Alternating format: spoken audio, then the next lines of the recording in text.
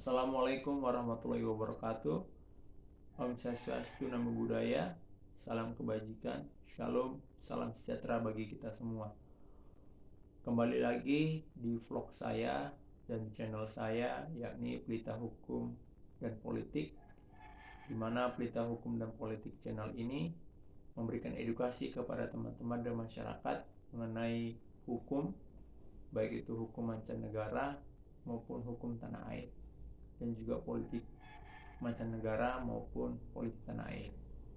Nah, kali ini di vlog saya ini, yakni Berita Hukum dan Politik, akan membahas namanya suatu kasus yang sedang viral di tanah air, yakni mengenai Omnibus Law dan juga Mahkamah Konstitusi melalui putusannya tentang Omnibus Law. Mungkin sebagian orang bertanya sama saya, atau mungkin masyarakat mungkin bertanya, apa itu Omnibus Law? Apa fungsinya? Apa kegunaannya? Mungkin juga apa orang-orang bertanya, mungkin atau ada orang-orang sebagian yang bertanya-tanya dan menanyakan, apa sih fungsi MK sehingga MK itu berfungsi untuk mengadili kasus seperti Omnibus Law itu? Nah, kenapa putusannya inkonstitusional tapi bersyarat? Nah, di pertanyaan-pertanyaan itulah yang akan kita bahas di channel atau di video kali ini, yakni Omnibus Law dan MK. Ada apa? Oke, tanpa basa-basi lagi, kita langsung saja bahas vlog ataupun pembahasan mengenai Omnibus Law dan putusan Mahkamah Konstitusi. Pertama, sebelum kita mengetahui dampak daripada Omnibus Law itu sendiri di Indonesia, nah kita harus tahu dulu sejarah daripada Omnibus Law itu sendiri. Nah, Omnibus Law itu berasal dari dua kata, yakni omni dan juga bus. Omni artinya satu, bus itu artinya besar. Jadi satu kendaraan yang besar, mencakup semua, untuk semua dari secara etimologis. Nah, Omnibus Law ini sendiri idenya pertama kali datang dari pengusaha asal Prancis, yakni di daerah Nantes, Prancis, yakni Stanislas Brouwer, yang dimana dia merupakan salah satu pengusaha transportasi. Dia berpikir bagaimana pada saat itu dia berpikir bagaimana cara mengangkut para penumpangnya ini dari Nantes ke Prancis, dan bagaimana cara mengangkut para pekerja yang berasal dari Nantes Prancis ke Paris Prancis. Nah, itu terjadi pada tahun 1828. Nah, selanjutnya idenya ini melahirkan suatu sistem hukum yang baru. Itulah yang dikenal dengan nama Omnibus Law. Nah, Omnibus Law ini dianut oleh negara-negara atau dicetuskan pertama kali oleh Amerika Serikat pada tahun 1850, di mana saat itu yang mencetuskannya adalah bernama Henry Clay, yang dimana dia merupakan salah satu senator asal Amerika Serikat yang membuat ide tentang penggabungan suatu undang-undang. Itulah bernama Henry Clay, yang dimana penggabungan undang-undang ini di negara bagian ini bernama The Compromise. Nah, ide-ide daripada Henry Clay inilah kemudian mendapatkan pertentangan dari para senator dan politisi di Amerika Serikat yang mengatakan bahwasanya dengan adanya penggabungan ini akan memunculkan konflik, yang dimana salah satu konfliknya ini adalah adanya terjadinya perbudakan di masyarakat, dan fungsi daripada negara bagian itu tidak ada. Sebagaimana kita ketahui, Amerika Serikat merupakan negara federal dan merupakan negara demokrasi yang mapan. Itu memang negara-negara bagian itu memiliki kewenangan dalam pembentukan kebijakan dan peraturan perundang-undangan. Beda halnya dengan di Indonesia, yang menjadi kewenangannya itu adalah negara pusat, bukan negara bagian atau pemerintah daerah. Itu beda. Nah, selanjutnya ide Omnibus Law ini pun diadopsi di Amerika Serikat, di Kanada, yang dimana kita ketahui Kanada ini adalah merupakan negara bagian Amerika Utara dan yang bertetangga dengan Amerika dan juga Meksiko. Nah, di mana Kanada ini menganut Omnibus Law ini pada tahun 1888. Nah, di mana pada saat itu terjadi konflik juga, yakni antara undang-undang perkeretapian dan juga undang-undang mengenai perjanjian kerja dan lain sebagainya. Nah, konflik dua undang-undang ini dikarenakan undang-undang yang satu perkeretapian bertentangan dengan undang-undang pekerja dan lain sebagainya. Jadi timbul ide dari pada saat itu daripada Perdana Menteri Kanada itu untuk menggabungkan undang-undang itu tadi. Lagi-lagi dalam pembentukannya sama dengan Amerika, undang-undang ini mendapatkan penolakan dari para politisi di Kanada dan juga para parlemen di Kanada. Nah, namun pada ujungnya nanti disahkan oleh parlemen dan juga Perdana Menteri oleh Kanada itu sendiri. Jadi itulah sejarah singkatnya. Lantas apa itu Omnibus Law? Nah, Omnibus Law itu sendiri merupakan suatu teknik dalam penyusunan undang-undang parlemen yang dimana membuat satu undang-undang yang mencakup segala aturan yang ada di dalamnya. Nah, teknik ini memang setiap negara beda-beda. Namun secara ketatanegaraan, baik itu tata negara nasional maupun secara umum, tata negara secara umum, memang teknik-teknik ini memang diperkenankan. Hal ini dikarenakan memang suatu undang-undang itu memang haruslah bisa atau berisikan mengenai aturan-aturan mencakup keseluruhan dari masyarakat itu sendiri. Itu secara hukum, dan apabila dari secara hukumnya baik itu hukum tata negara dan lainnya. Nah, itulah dari secara hukumnya memang benar. Nah, lantas apa dampaknya positifnya dan dampak negatifnya terhadap suatu negara? Pasti suatu kebijakan itu memiliki dampak, ya, memiliki dampak positif dan dampak negatif. Dampak positifnya itu dari adanya Omnibus Law ini, pertama adanya efektivitas. Maksudnya apa? Dengan adanya satu aturan perundang-undangan ini, kerja DPR itu menjadi efektif, dan juga kerja daripada pemerintah, baik itu Perdana Menteri ataupun Menteri dan juga Presiden itu dan lembaga lainnya itu lebih efektif dia, sehingga tujuan-tujuan daripada negara itu tercapai. Nah, yang selanjutnya adalah harmonisasi peraturan perundang-undangan. Nah, harmonisasi ini apa maksudnya? Jadi suatu negara membuat undang-undang yang tujuannya tadi adalah untuk mengatur masyarakat. Akan tetapi dalam perkembangannya, aturan-aturan yang ada di suatu negara itu terkadang ada yang tidak sesuai, bertentangan, dan melanggar hak masyarakat.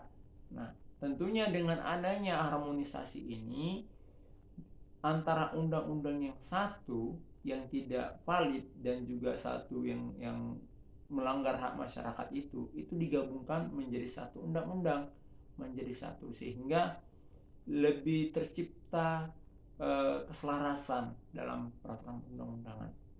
Nah, yang ketiga, dampaknya dari secara ekonomi ini dapat meningkatkan pendapatan negara, nah, maupun pendapatan negara bagian. Nah, kenapa demikian?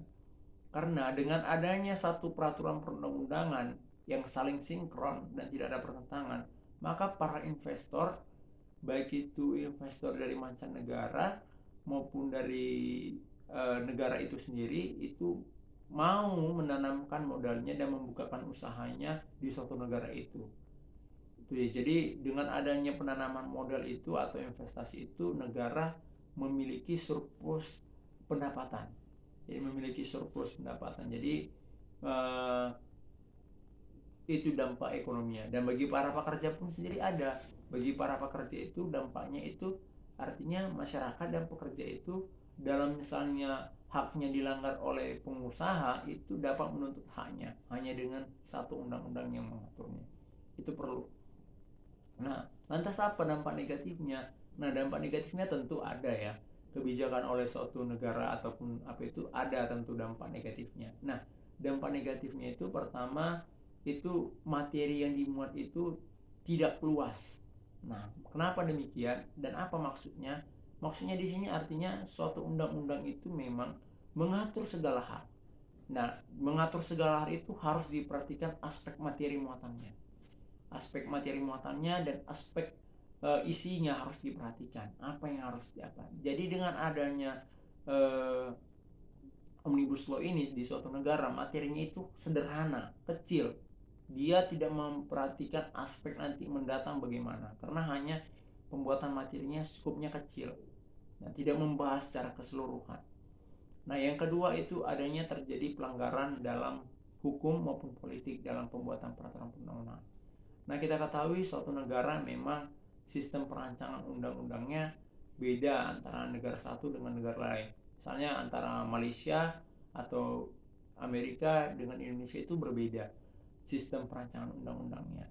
Nah, jadi pelanggaran-pelanggaran ini misalnya di Indonesia sendiri dalam pembentukan peraturan perundang-undangannya itu namanya harus ada namanya prolegnas atau program legislasi nasional.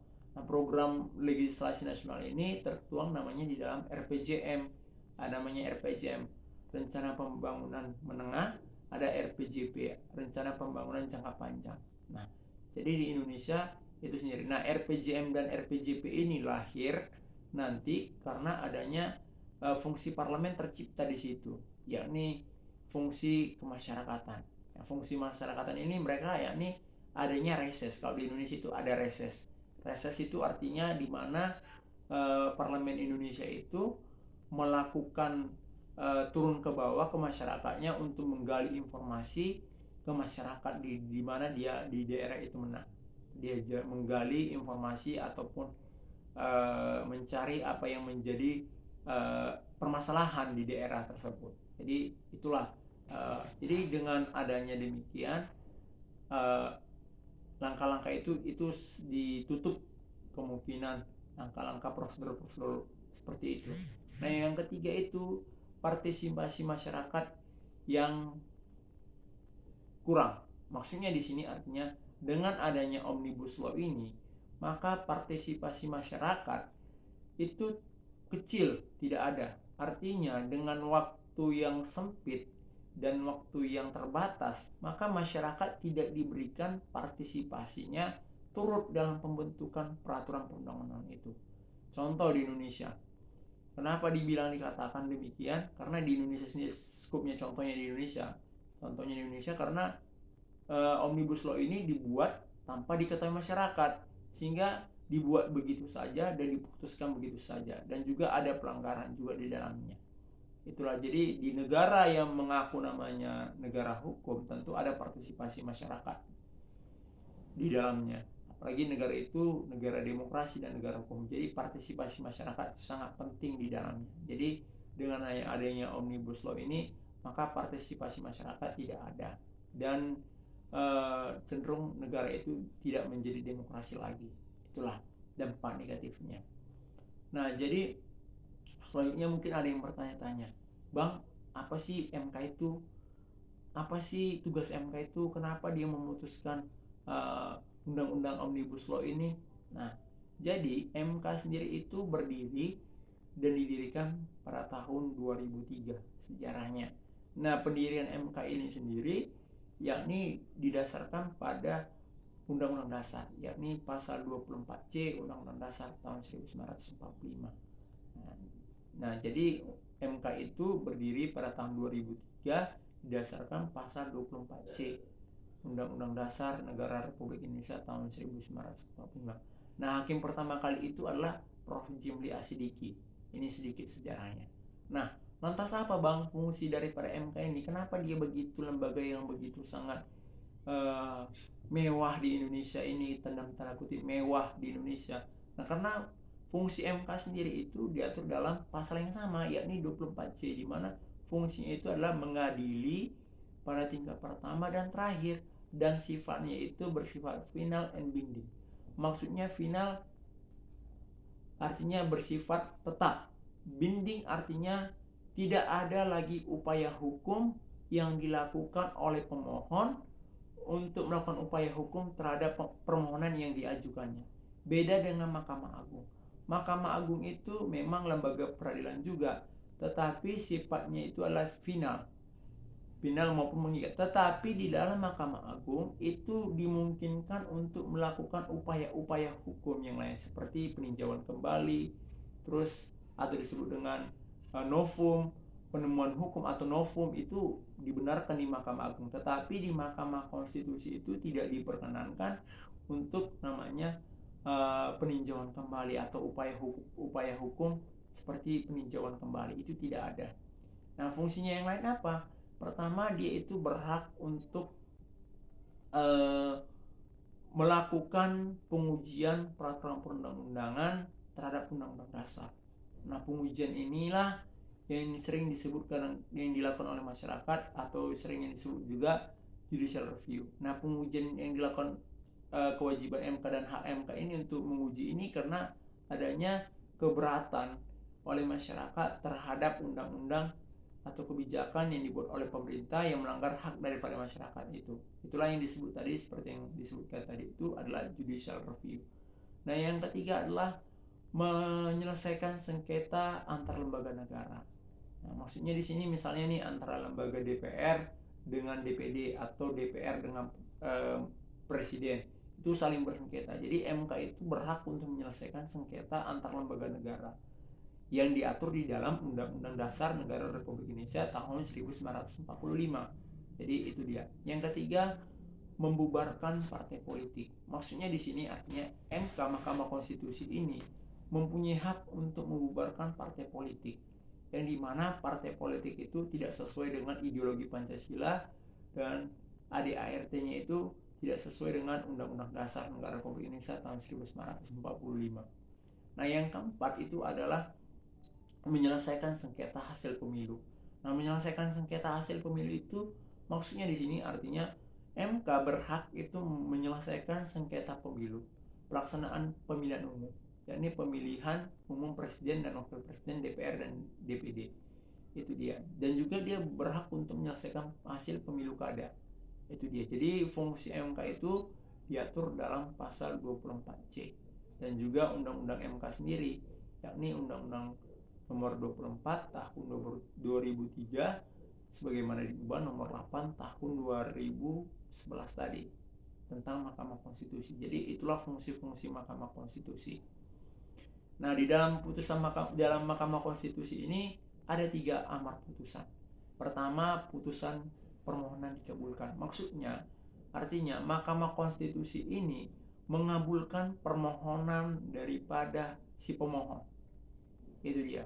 Karena Mahkamah Konstitusi melihat permohonannya itu sudah memenuhi syarat di dalam undang-undang Mahkamah Konstitusi, baik itu dari segi objeknya, subjeknya, petitiumnya, positanya dan lain sebagainya itu sudah memenuhi.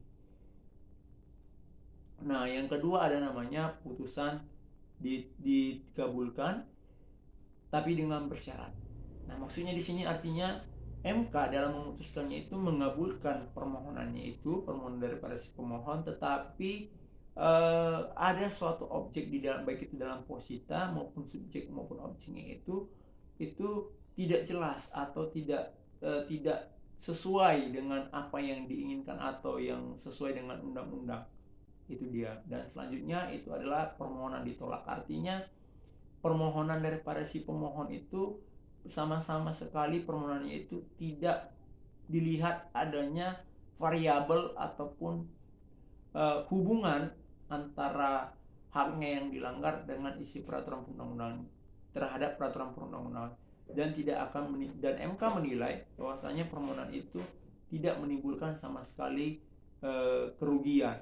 Itulah dia mengenai MK. Nah, selanjutnya kita membahas namanya peraturan perundang-undangan.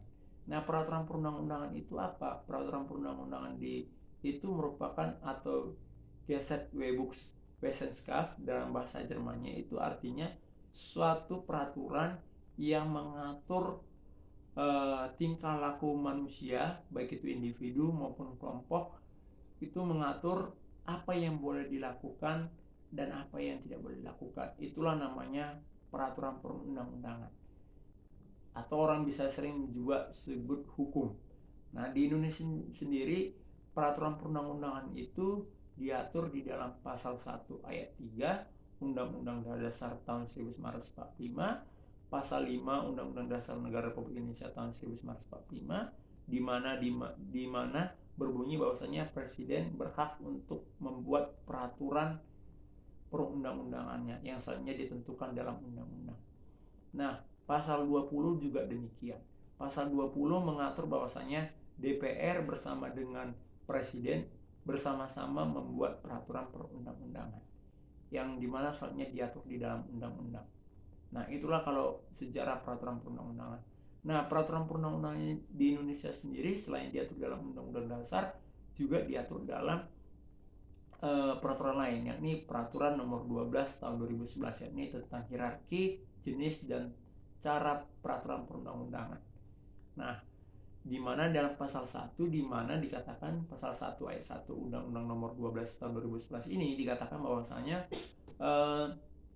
peraturan perundang-undangan ini artinya peraturan yang dibuat mulai dari perencanaan, pembuatan, dan pengundangan peraturan perundang-undangan yang sesuai dengan Undang-Undang Dasar. Itu terdapat dalam pasal 1 ayat 1 Undang-Undang nomor 12 tahun 2011. Nah, jadi itulah definisi peraturan perundang-undangan. Nah, cara pembuatan peraturan perundang-undangan itu diatur dalam pasal 3, 4, 5, dan 6 Undang-Undang nomor 12 tahun 2011. Nah, jadi pasal 2 itu dan 3, 4, 5 itu mengatur tata cara bagaimana pembuatan peraturan perundang-undangan yang baik di Indonesia. Yang dimana dalam pembuatannya itu peraturan perundang-undangan di Indonesia itu harus memperhatikan materi muatan. Nah, materi muatan itu terdapat dalam pasal 6. Itu ada namanya pengayoman, Pancasila, dan lain sebagainya. Itu diatur dalam pasal 6 Undang-Undang nomor 12 tahun 2011 tentang hierarki, jenis, dan tata cara peraturan perundang-undangan. Nah, di dalam peraturan perundang-undangan ini, yakni dalam Undang-Undang nomor 12 tahun 2011 itu dijelaskan di dalam pasal 7 itu dijelaskan tingkatan atau hierarki dalam peraturan perundang-undangan, yakni ada Undang-Undang Dasar Negara Republik Indonesia tahun 1945, terus yang kedua ada namanya TAP MPR, terus Undang-Undang, Perpu, peraturan pemerintah, peraturan presiden, dan juga nanti namanya peraturan daerah, hingga nanti namanya Perdes.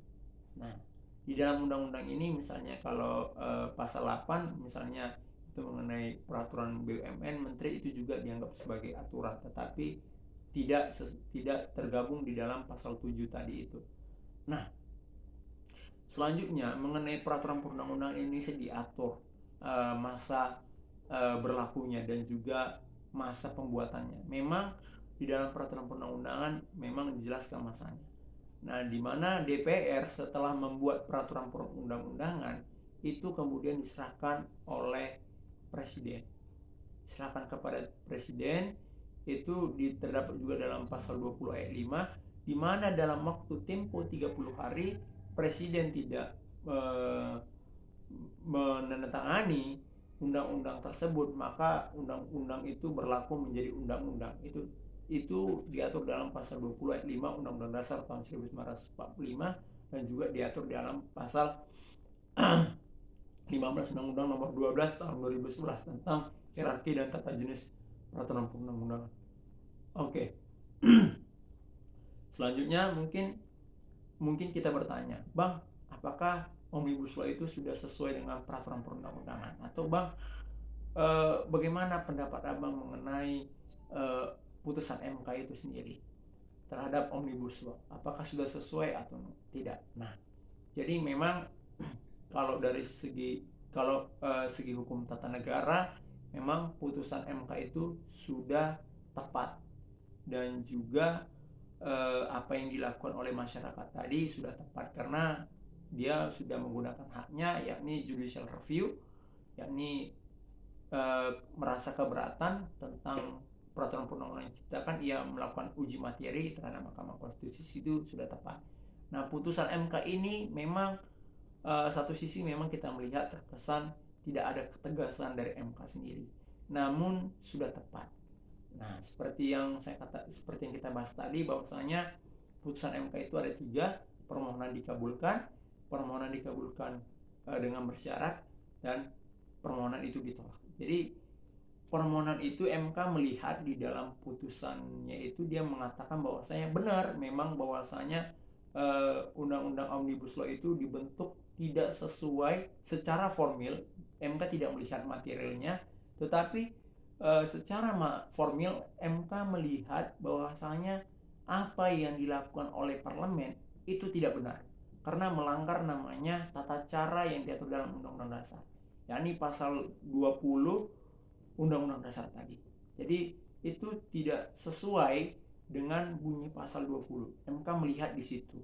Nah, jadi MK membenarkan hal tersebut, dan memang secara benar memang hal itu di dalam prakteknya kita lihat melanggar daripada tata cara peraturan perundang-undangan. Itulah sebabnya mengapa tadi Omnibus Law itu melanggar karena materinya singkat dan waktunya singkat. Itulah MK memutuskannya. Cuman MK mengatakan inkonstitusional bersyarat. Maksudnya ini inkonstitusional ini gimana, Bang? Mungkin sebagian orang bertanya. Inkonstitusional itu artinya tidak sesuai dengan Undang-Undang Dasar. Tadi seperti yang saya jelaskan bahwasanya Omnibus Law itu memang tidak sesuai dengan konstitusi karena pasal 20 tadi yang dilanggar.